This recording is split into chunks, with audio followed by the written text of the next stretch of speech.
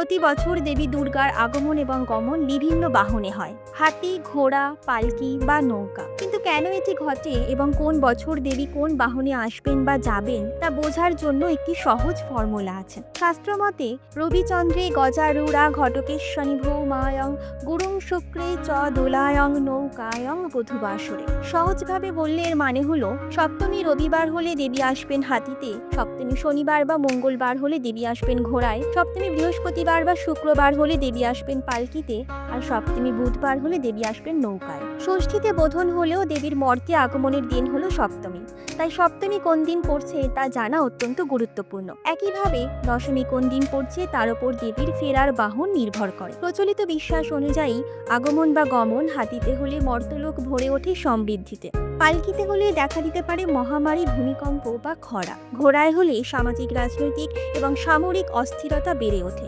নৌকায় হলে বন্যা বা খরার প্রকোপ দেখা দিতে পারে। তবে কোনো বিশেষ বাহনে দেবীর আগমন বা গমন হলে তার সন্তানদের ক্ষতি হবে, এটা বিশ্বাস করতে দ্বিধা হয়। এবার একটু হিসাব করে দেখুন, এবার দেবীর আগমন আর গমন কোন বাহনে হবে। জয় মা দুর্গা।